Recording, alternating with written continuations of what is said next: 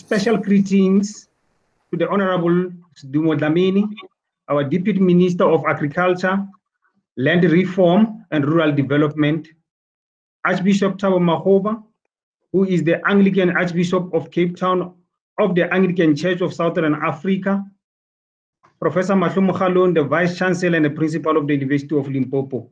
Let me take this opportunity to thank you also for availing yourself for today's event.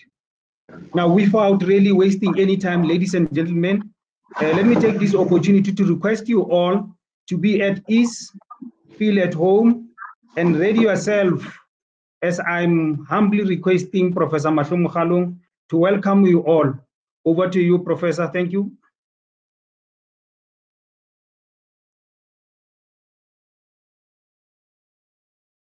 Professor Kgalong, over to you. No, thank you. You know, with these new technologies, at times you mute and you continue talking. Thanks, Program Director. Let me start by welcoming you all to the 6th Archbishop Makgoba annual lecture, a lecture which was generally organized and started by the Archbishop in collaboration with the University of Limpopo. A word of welcome to you, Arch, and your wife. And if there are members of the trust who are here and members of the Makgoba community who are with us here, feel at home. A special word of welcome to our Honorable Deputy Minister, Sdumo Dlamini. Welcome, sir, and thank you for having agreed to be our guest and to share thoughts with us this morning. My executive members of management, academics, admin and support staff, and students who are joining us this morning, you are all welcome. Our guests who are always with us during these functions, I know you would have loved to be part of us at the University Hall, but unfortunately, because of the pandemic, we have to do things the new way, in the new normal. You know, the pandemic took us all off guard, all by surprise, but let's say thanks. Those of us who are here, for now, we survived it, and for now, let's continue observing the health protocols as advised. Archbishop, thanks for always doing this, and I think in line with your calling, I see your message of rural community development and livelihood development spreading. I was really excited to see the University of Fort Hare, University of Venda also enjoying from your generosity. And as the university, let me upfront say thanks, not just for sponsoring us, but even for this year, single-handedly, you decided to increase the sponsorship. Much appreciated, and we really value this collaboration with you. Thank you, sir, and our thanks to the trust. Deputy Minister, we know these are tough times for you, and I was really encouraged the other day when State South Africa was releasing their report to see that much as the pandemic affected most parts of our economy, agriculture is still managing well, which I think is good. And with these type of ventures, we will definitely take the country better. Our economy will recover and we'll go back to our normal. With those words, let me welcome you all. Feel at home. I know you relaxed at your homes, in your offices, and let's all sit back to hear the message from the Deputy Minister. Thank you. Thanks a lot, Professor Mokgalong. Let me take also this opportunity to request you, Archbishop, and do an honor of introducing our guest, Ntate Stumo Dlamini. Over to you, Archbishop. Thank you so much, Professor Maffeo, and thank you, Prof. Mokgalong. It is such a pleasure for my wife and I to be associated with a university that is very special in my heart. A university where, when I was still searching for my identity from a high school in Orlando High, I took a trunk and a train and a bus, Bahadur, from the ZCC to go and make self-application at TEFLOP, because West University had also refused me on the basis that I was Black in those days of ministerial approval. And I was accepted at TEFLOP. We used to call it then, now University of Limpopo. So there's a very deep personal and spiritual connection with the University of Limpopo.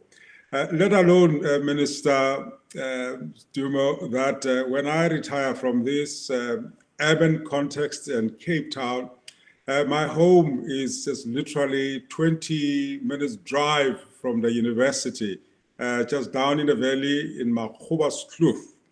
And even when I retire as an Archbishop, I hope to continue to have some form of relationship with the university and to ensure that food security is realized for as long as we have life and we can breathe.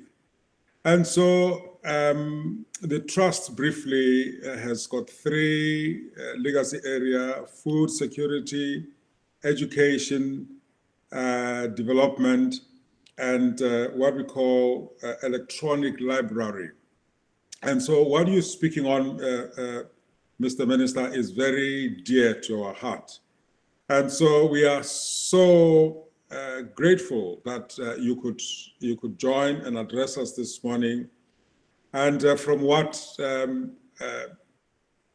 we know of you, we know that you are an activist, and that wherever God has placed you through your various ministry in nursing or in government, you have always excelled. And now today we welcome you as the Deputy Minister in the Department of Agriculture, Land Reform and Rural Development of the Republic of South Africa, a portfolio you've been holding since the 30th of May in 2019. And that we hope that through this partnership with the university, we will deepen our relationship with you, not only as a minister, but personally, so that whatever God has placed in your heart and the skills that you have, you can help the university and the community to benefit from your skills as we make South Africa a better place. In 1984, you were one of the young ringleaders of the first strike at the high school that challenged corporal punishment and the system of education and abuse of school fund and fees. So there is the moral element that I also want to pick up from who you are, Mr. Minister, and for that we are grateful. At a tender age of 17, when all of us were probably needing our moms and dad, you were detained for your beliefs and for what I could broadly call social justice. And you are a trained nurse. You're trained from 1986 till 1988, and you have also served within NEHAWU and also within NEHAWU because of the principles of collective bargaining, what I call the principle of respect for the workers and ensuring that there is equity and justice. You led various strikes that a number of South Africans have seen and know about in the television, and for that we are indeed grateful. And you were elected COSATU's provincial chairperson, a vocation and a position that you occupied for 3 terms. And thank you for serving the country and the workers in that way. Mr. Minister, I can go on and on and on and talk about you. And it is important, I know sometimes we say all protocols observed, but it is important to honor South Africans. It is important to honor you for what you have been called to be and to do. And with those few words of honor, we welcome you to offer your presentation. And thank you, Professor Moghalong, once again, and to Professor Mafeo for inviting the Deputy Minister.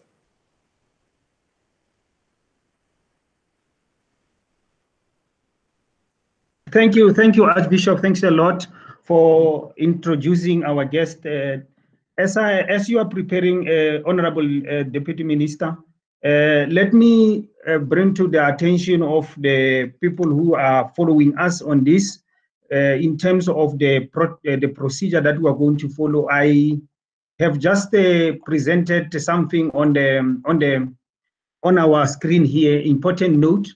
For item number 5, which is the questions and answers, when we arrive there, as you are busy presenting, I like to invite the participant, if they do have questions for item number 5, let them send the questions to lebohan.mokasi@ul.ac.za. My special request is that when they ask questions, they must start by indicating their names, possibly if they can also whether they are student or which organization do they come from.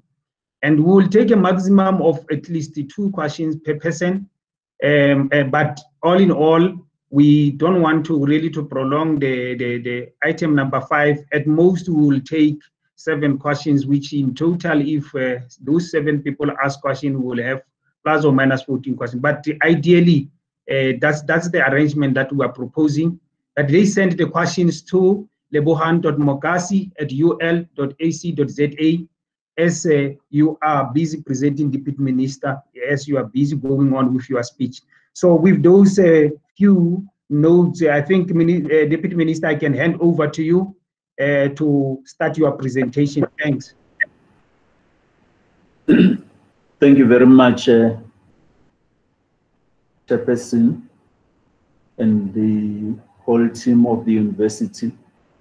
Thank you very much, Archbishop, my Archbishop, for the best introduction that you have made on me and Umama. Thanks very much. It is an honor to be invited by the University of Limpopo, Teflo University, such an important institution in the history and future of our country. This is a university which was at the epicenter of political ideas and mobilization in the struggle dating back to the 1960s, early 1970s, and throughout the 80s, leading to the democratic breakthrough. History books will not be complete without elevating the role of ideas produced from this university in influencing the 1976 uprisings. It is here that the dialectical link between local, national, and international struggles were knitted. It is here that the 4 pillars of our struggle, which included international isolation of the enemy, the armed struggle, underground work, and mass mobilization, were pursued in their entirety. It is here that the biblical word of God was turned practically and transformed into the revolutionary liberation theology at the service of the people's war against the apartheid regime. Given the history of this university, it is therefore not surprising that today we gather here to exchange ideas under the auspices of the 6th annual Archbishop Thabo Makgoba lecture. This is a name associated with standing up when it matters the most. The Archbishop remains a constant reminder about the role of the Church in the struggle for the dignity of human beings in general and the African people. His activities and what he stands for is always well timed interventions whether one agrees with him or not. I have always agreed with Archbishop. The position being entered here considered the conscience of the nation. His ability to get the nation focused on the burning questions of the time remains a consistent reminder of the words by Martin Luther King when he said, I quote, "The ultimate measure of a man is not where he stands in moments of comfort and convenience, but where he stands at the times of challenge and controversy." Close quote. Today, he has convened a TEFLO to once again confront the burning question of our time, which is, a quote, skills development and rural livelihoods, how to deal with both during and post-COVID-19, close quote. What should be our starting point in this and addressing this question that is facing our communities in 2020 COVID-19 and beyond that period? Our starting point in addressing this subject must be to recognize that in the post-1994 breakthrough, South Africa has had to deal with many 4 major conjunctural challenges which threatened progress on the national liberation project and exposed the lingering effect of colonial and apartheid past, including the weaknesses of both our social and economic policies. The first one included the 10 years after the democratic breakthrough, where we all realized the depths of the impact of the stubborn reality of the legacy of colonialism, apartheid, and its interconnected to capitalism. This period was mainly characterized by, amongst others, persistent and increase in unemployment, which mainly affected Black and African people who had mainly been utilized as unskilled cheap labor at the service of the white economy based on the 1910 Union of South Africa. Racialized poverty incidents, which remained high, the redistribution of income, which had not occurred and mainly favored white people, the means of production and power, which remained concentrated in white capitalist hands, the struggle of the economy, which remained mineral dependent, and finance-led control of the economy still remained in white hands. The health profile of the population, particularly Black and African people, continued to deteriorate. This crisis in education persistent and the quality of education continued. The housing challenge was still persistent. Whilst progress has been registered in meeting basic needs, but affordability remained a problem. The second one was the impact of HIV and AIDS, which saw thousands of our people dying helplessly. This was the period which saw one of the greatest gaps between existing policy and its corresponding implementation. Government did have a policy on HIV and AIDS, but implementation did not happen, leading to the public outcry and campaigns by various NGOs. The third one included the impact of the 2007-2008 global economic crisis, which compounded the impact of colonialism, apartheid, and capitalism. The economy went into recession in 2008-2009 for the first time in 17 years. Nearly 1 million jobs were lost during that period. Output in the mining sector shrank by 33% in the final quarter of 2008. It's the biggest decrease on record. The manufacturing sector shrank by 22%, and more than 21% of factory productive capacity was standing idle. Consumer spending shrank by almost 5% in its biggest contraction for 13 years.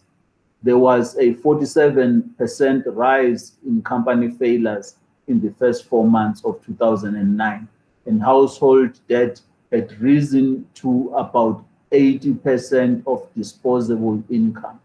By 2018, according to the World Inequality Report 2018, income inequality had increased in nearly all world regions in recent decades. This report stated that South Africa stood out as one of the most unequal countries in the world, where the top 10 received 2/3 of national income, whilst the 1% received 20% of national income.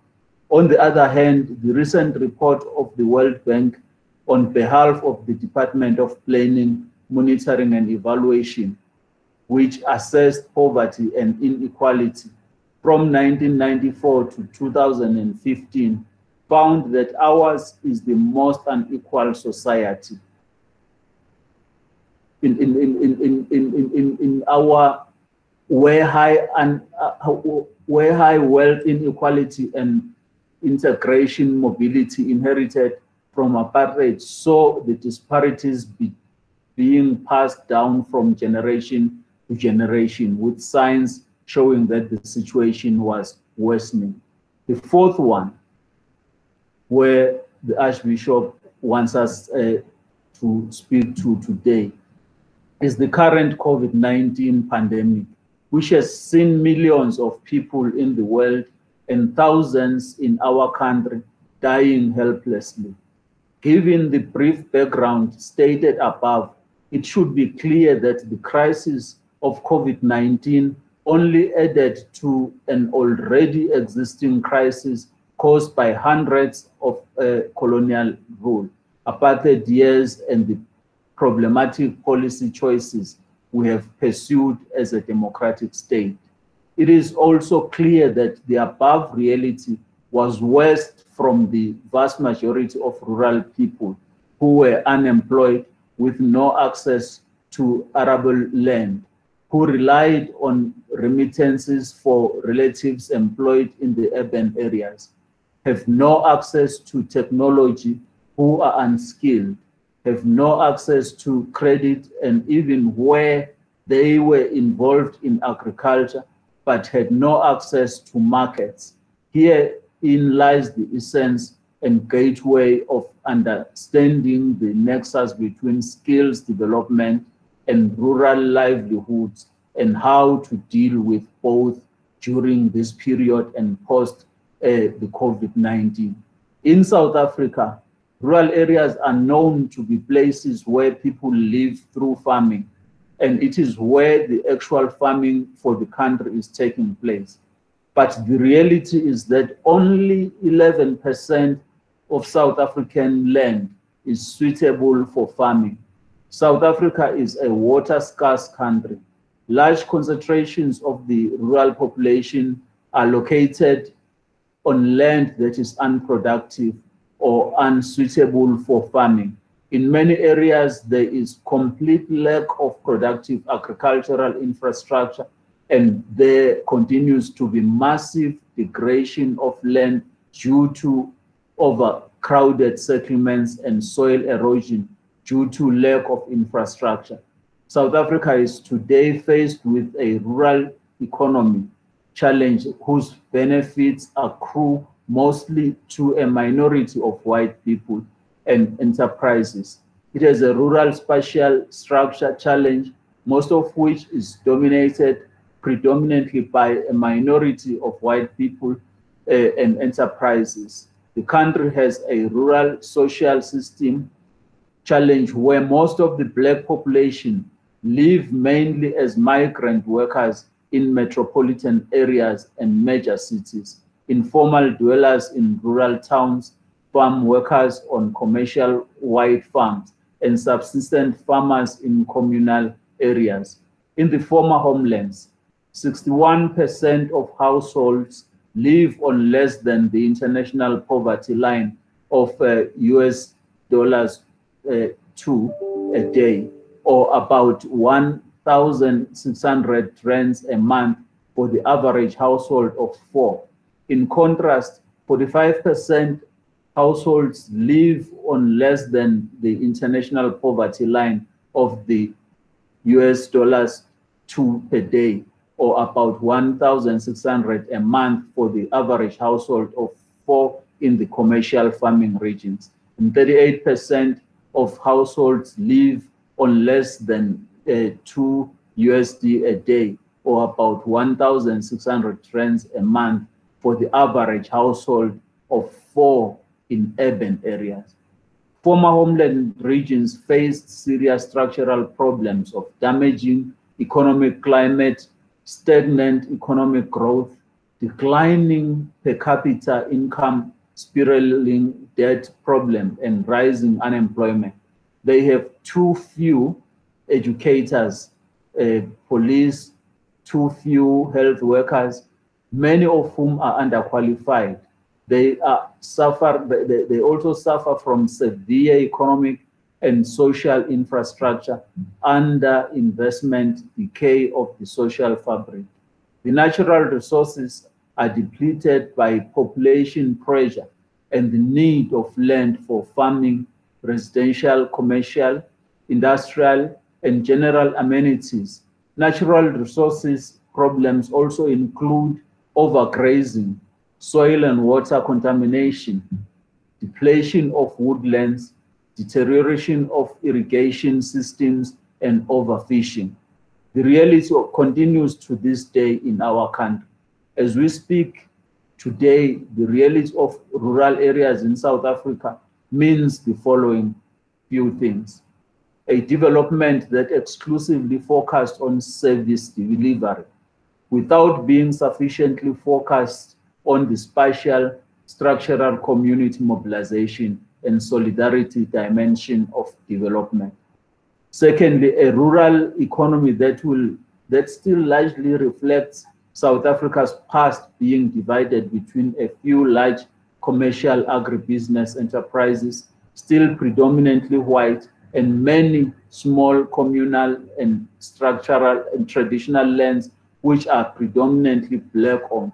Government lands reform efforts to date have been slow, piecemeal, and uncoordinated. Where land claims which are made in terms of the restitution against the Native Lands Act of 1913 and forced removals under apartheid are approved recipients often lack the skills or the support needed to develop the land. Many small farmers simply lack collateral and have a difficulty in securing loans. National roads in our rural areas and freight rail link almost exclusive in major cities. In contrast, most other municipalities and rural areas rely on much lower quality road network. In 2017, of the 225,000 kilometers of provincial roads, some 83% was unpaved. That raised the cost of freight and increased delays. There is a massive variation in size, capacities of municipalities, which with metro administrations having budgets larger than most government departments, while small rural municipalities are barely able to perform basic functions. Nearly 40% of the South African population live in 8 single-tier Category A metropolitan municipalities. Outside the metros, just over 60% of South African population is governed by a 2-tier system of district Category C and local Category B municipalities. The local municipalities are classified according to size, including secondary cities B1, large towns B2, small towns B3, and rural administrations municipalities B4. Rural municipalities have the highest poverty headcount, and most are highly grant dependent, on average obtaining over 3/4 of their income from central government grants.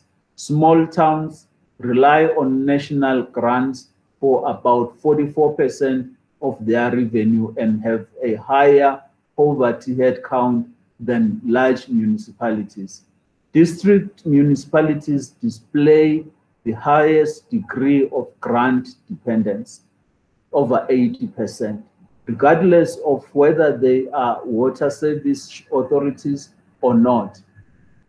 For instance, Overstrand municipality in the Western Cape can spend 14,134 rands per capita, while Nongoma municipality in the northern KwaZulu-Natal is only able to spend 1,136 per capita.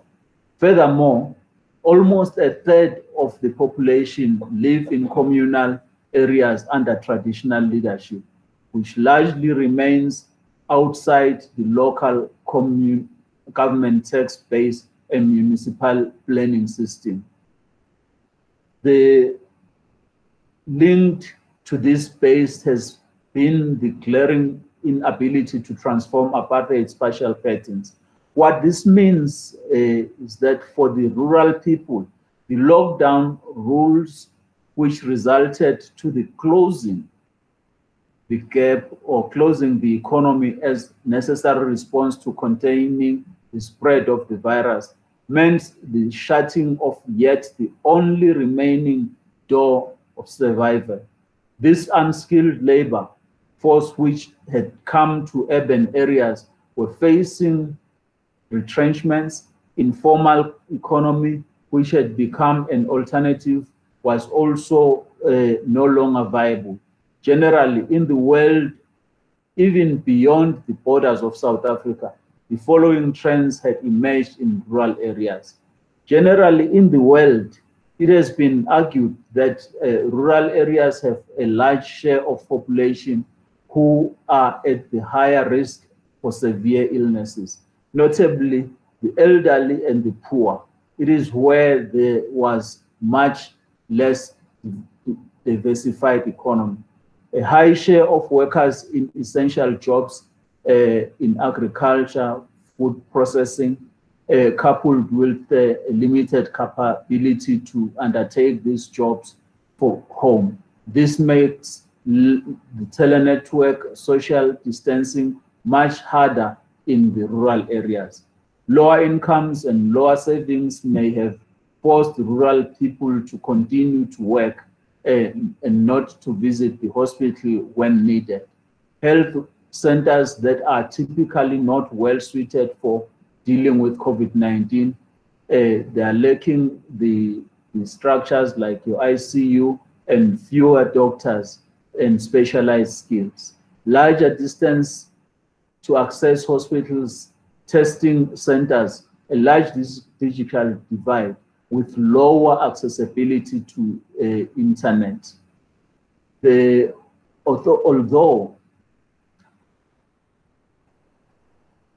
Although primary sectors, especially agriculture, have typically been classified as an essential activity and therefore maintained during confident, high labor-intensive sectors critical for rural economics were experiencing a labor shortage.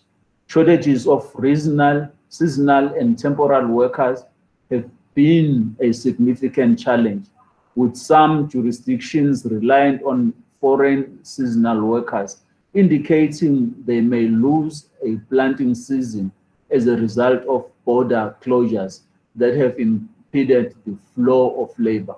There has also been higher controls of cargo trade that affect food markets and could create an additional burden for rural food businesses.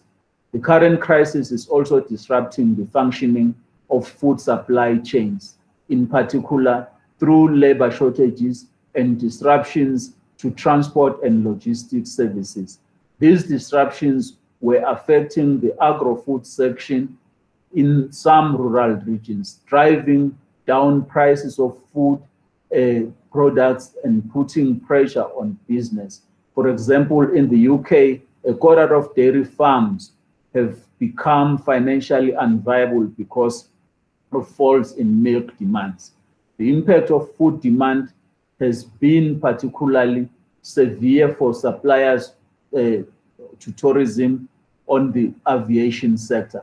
Other bottlenecks for rural business include tighter credit conditions, supply shortages, or delays for processing plants and farmers. What should be done now going forward? And we're talking about what is the agent's response we need. Let me start by saying that, and I'm about to conclude, government has tried to respond adequately to caution our people on the impact of COVID-19. And as the department, we tried as much as we can to respond equal to the scale of the challenge. We provided disaster agricultural support fund vouchers, and according to the reports from our provinces, our people have expressed gratitude to this intervention. What needs to be strengthened currently in the social security net, and that is what a debate and decisive resolution is necessary on whether we should not go to the route of having a basic income grant. COVID-19, like HIV and AIDS, has also communicated a message that the implementation of a national health insurance has become urgent. People must not die because they cannot afford to be in certain healthcare facilities. Healthcare facilities and the right life are embedded in the Constitution. Our people in rural areas require urgent intervention with seeds and tractors and irrigation system as part of addressing the food security. In this regard, we can no longer afford to postpone the process of giving state land to the people. This needs to be done as a matter of yesterday. We need to encourage traditional leaders to give land to the people for agricultural purposes and configure our policies and regulations to allow for the provision of resources to support people doing agriculture. As a department, we will be moving faster to ensure that people that are engaged in agricultural activities are supported to access markets. The recent report by the Department of Cooperative Governance, working with the United Nations on the Socio-Economic Impact Assessment COVID-19 in South Africa, argues that policy interventions need to pay specific attention to those persons that had the most by COVID-19. A new dimension added by this study is that intervention responses mitigation the impact of COVID-19 need to be differentiated by predicting losses. For households, this should be according to households' poverty levels and its gender dimensions, including extending social assistance and creating new instruments, as well as marital status and number of children. Differentiated interventions should be made considering gender and the sex of the household. For workers, intervention can be differentiated according to skills category. Those who occupy unskilled and semi-skilled occupations, including those requiring reskilling programs and the expansion of public works. For the low-skilled and less educated, reskilling programs for those in the informal sector will reduce the impact of COVID-19. And the middle school education, reskilling programs will be necessary if this head of household is out of work. Also, the workers from economic sectors most affected, such as textiles, glass products, footwear, and catering and accommodation, will require retraining to be able to work with winning sectors such as telecommunications. Proceeding from these recommendations, it can be further argued that any skills and human resource development program in South Africa, particularly in the rural areas, must consider the few following. Skills development must be coupled with this provision of social and economic infrastructure in rural areas, particularly in former Bantustans. This will in turn be catalyst to decent work. SETAs and SOEs should play a role in the provision of skills development facilities, and this includes the revitalization and extension of colleges. For skills development programs to happen effectively, Telkom must have a rural development focus, connecting rural enterprises, household schools, and health facilities to the information highway. A focus should be made on training rural youth in preparation for the green economy, and this must be aimed at supporting rural jobs that restore forest, rangelands, and watersheds. Taking advantage of these opportunities can provide rural communities with new pathways to sustainable growth, entrepreneurship, and workforce development. And I know that our church has a great role to play in this. The programs that support green economic development needs to foster economic opportunities that will ensure high quality jobs. Young people must be trained on water management as part of preparing for an eventuality of an integrated water and land resource management that should be adopted as a model framework for the sound and equitable allocation of water as a public good amongst all users to be implemented in a sustainable way.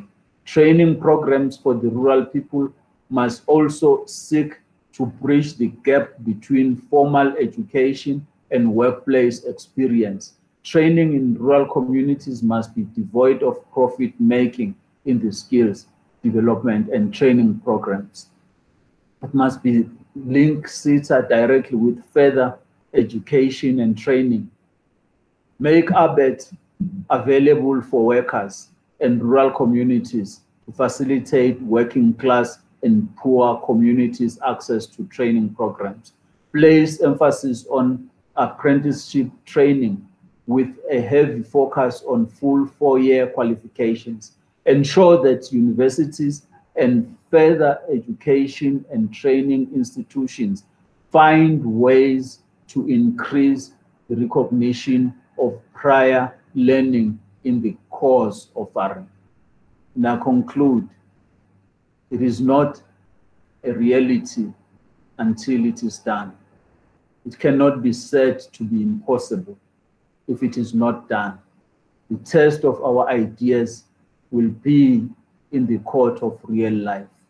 We need to act and start implementing what we have been planning, and start planning where there are clear failures based on experience presented by implementation. I thank you so much, Chairperson. Thank you very much, Honorable Deputy Minister. Thanks for the informative and details address. You will agree with me, though we are on the 6th month of this new norm. By the look of things here, we are not really used to this yet. I'm looking from the technical side of our colleagues that are assisting us here. We were expecting people to be able to can ask questions. Normally, these annual lectures, we have a lot of people that will always ask many questions. But you can see here that we're really struggling, and it's not only us. You saw when we started, we struggled. So I'm not surprised when there are no questions. Now, I want to propose that in the absence of these questions, I want to request any of our panel members, if they want to have any reaction towards your address, as a way of trying to conclude, because I think you have done your part. So I will allow either Professor Siwoya, the Executive Dean of the faculty, or the Archbishop himself, if they have some reaction towards what you have presented. They will, then if there are no reactions, then I will allow or request the Executive Dean, Professor Siwoya, to prepare himself to give us a vote of thanks to you, and also a vote of thanks specifically to the Archbishop for making this possible. And it has been 6 years now where he has been with us as a university.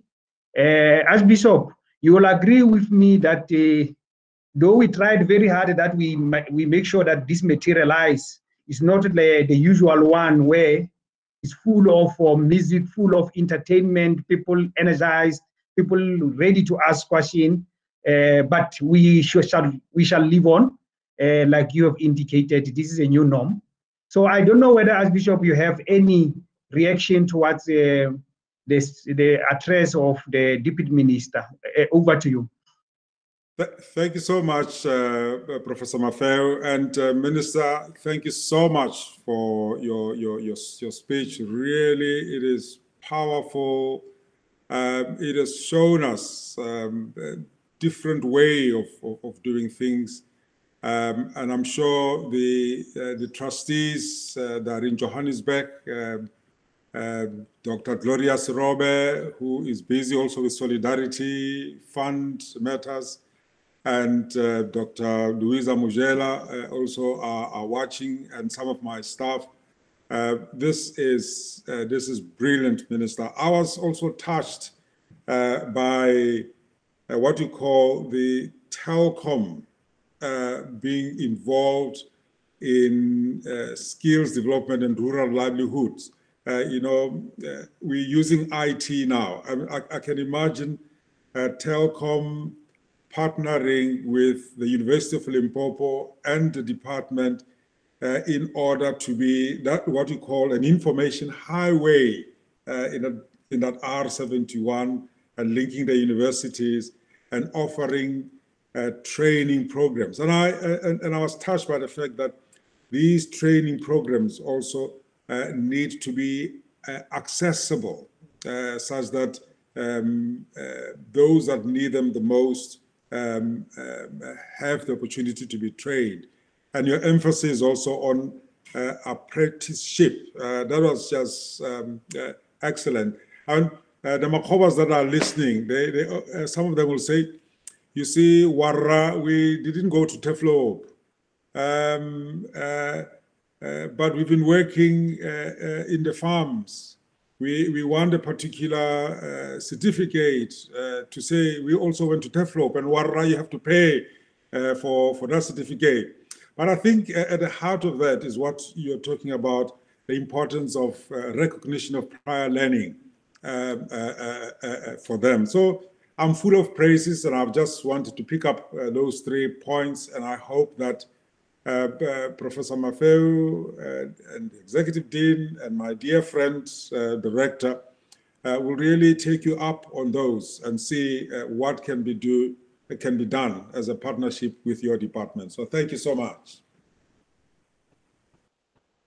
Thanks a lot, Archbishop. I don't know, Vice Chancellor, any reaction, or Professor Siweya, if there's any reaction? Executive Dean?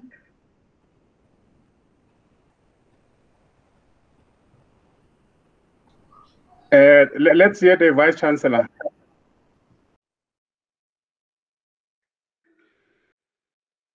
Mr. Vice Chancellor?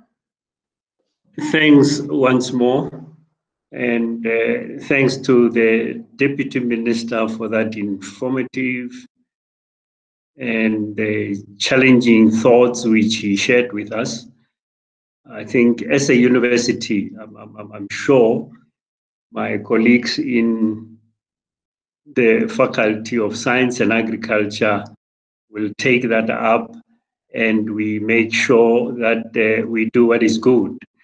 I'm happy that we're talking of recognition of prior learning. We fortunately do have policies in place which do assist us in recognizing prior learning. It doesn't mean because people have been assistants in pharmacies, have been assistants in the agricultural, they never gained any knowledge.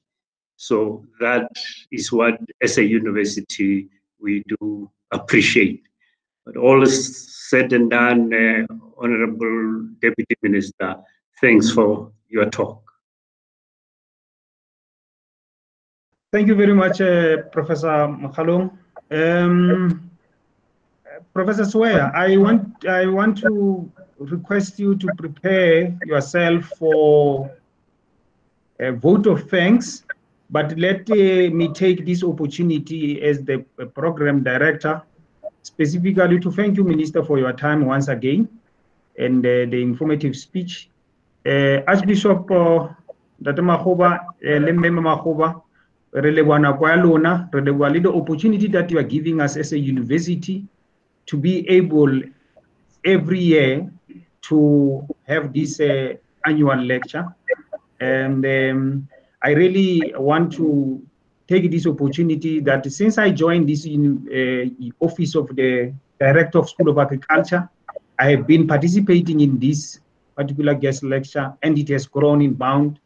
And I really want to sincerely thank you for offering the university this opportunity. Professor Siweya, let me take this opportunity to hand it over to you, and immediately after you have sent vote of thanks, I think our technicians then they will cut off the link, and we can then safely close as a panel. Thanks.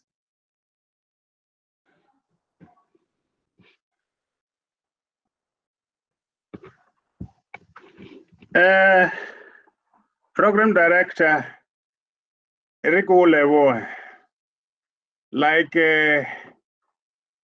many program directors, you gave me a responsibility, but you also took part of that responsibility by expressing vote of thanks yourself.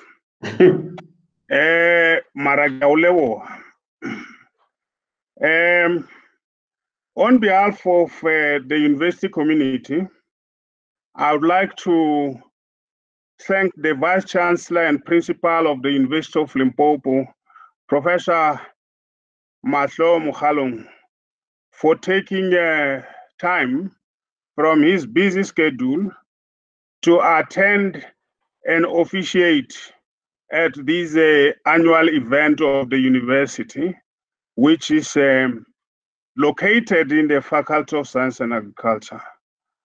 Vice Chancellor, we really appreciate your presence and thanks for your participation.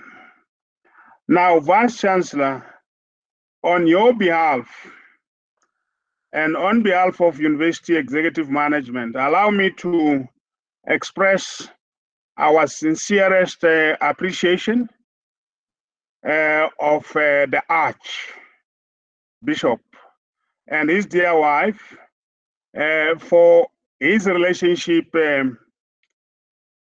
with the university, which will live for as long as the university lives.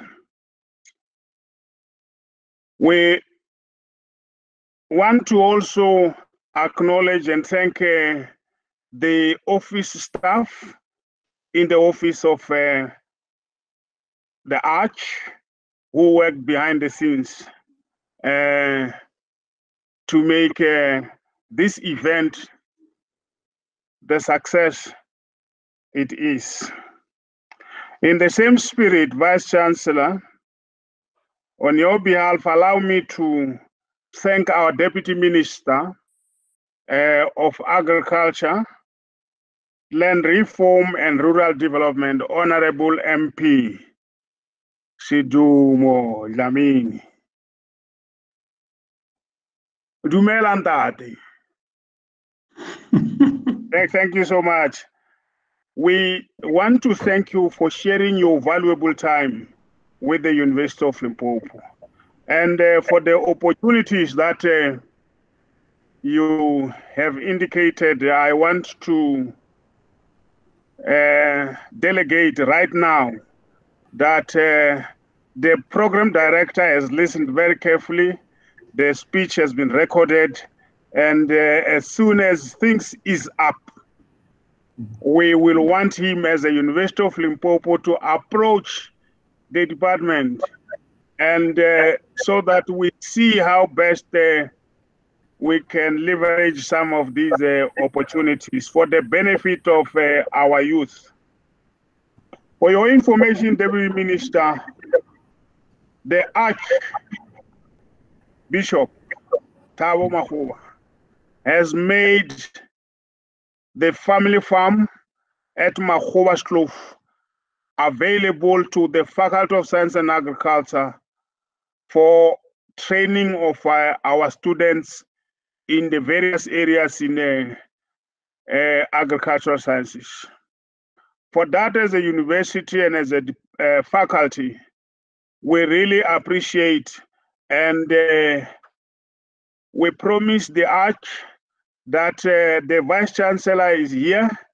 He will allow us to set up small greenhouses there for us to be able to depend on the farm and take our students there for their practicals as soon as the new normal becomes a thing of the past. We want to also acknowledge and thank office staff in the office of the Deputy Minister for the arrangements, participating in the arrangements leading to this success that we see. Deputy Vice Chancellors, Professor Madaji for teaching and learning, Professor Jessica Singh for research, innovation, and partnerships. We really thank you so much for your support at this event. We want to thank members of the university community, executive management, senior management, heads of department, academic staff, who are attending through a link. Thank you very much for coming to this event and offer support to the university. We also want to thank our colleagues in marketing for making all the arrangements, starting from that day one up to today. We really thank you for making this event successful. I'm not sure whether there will be people who are traveling. I'm reading a speech here, but let me not read that paragraph. I want to believe that everyone won't have to travel. And once again, Vice Chancellor, Archbishop, Deputy Minister, thank you so much for your time at this important annual event. Thank you.